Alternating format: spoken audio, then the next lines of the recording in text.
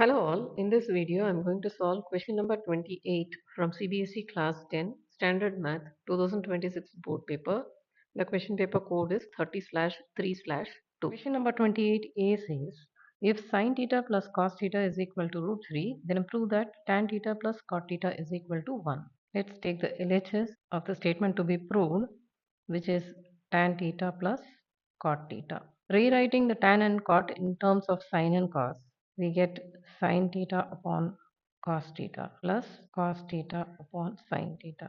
Taking the LCM, we get sin square theta plus cos square theta upon sin theta cos theta.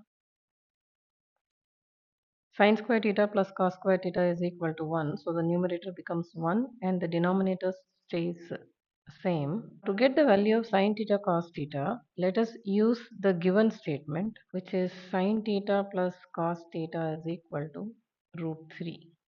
Squaring on both the sides, sin theta plus cos theta the whole square is equal to 3. Expanding the LHS, we get sin square theta plus cos square theta plus 2 sin theta cos theta is equal to 3, and again sin square theta plus cos square theta can be written as 1 plus 2 sin theta cos theta is equal to 3, 2 sin theta cos theta is equal to 2, therefore sin theta cos theta is equal to 1.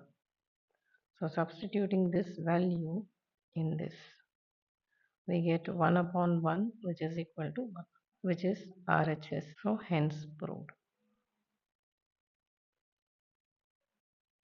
The B part of the question says sin A plus secant A the whole square plus cos A plus cosecant A the whole square is equal to 1 plus secant A cosecant A the whole square. LHS of the given statement, sin A plus secant A the whole square plus cos A plus cosecant A the whole square.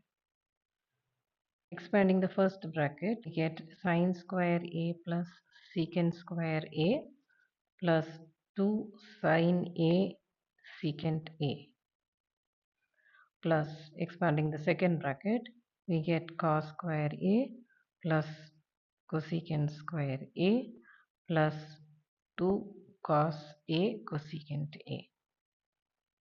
Sin square A plus cos square A gives us 1 plus secant square A plus, for the term 2 sin A secant A, we can rewrite secant A in terms of cos. So this becomes 2 sin A upon cos A plus cosecant square A plus, and for the term 2 cos A cosecant A can be written as 1 upon sin A. So it becomes 2 cos A upon sin A. Let's write the same statement by regrouping. I'm putting this secant square A plus cosecant square A together plus 2 sin A upon cos A plus 2 cos A upon sin A, which is equal to 1 plus secant square A is 1 upon cos square A, and cosecant square A can be written as 1 upon sin square A plus 2 is common in both these terms, and taking the LCM, we get sin square A plus cos square A upon sin A cos A, which is equal to 1 plus, now taking the LCM of these two terms, we get sin square A plus cos square A upon sin square A cos square A plus 2 times sin square A plus cos square A is 1 upon sin A cos A remains as such. First term is 1. Now the second term, sin square A plus cos square A becomes 1, and in the denominator we have sin A cos A the whole square plus 2 times 1 upon sin A cos A. This resembles the identity a square plus b square plus 2ab, where a is 1 upon sin A cos A is b. So this can be written as 1 plus 1 upon sin A cos A, the whole square, which is nothing but 1 plus 1 upon sin A is cosecant A and 1 upon cos A is secant A.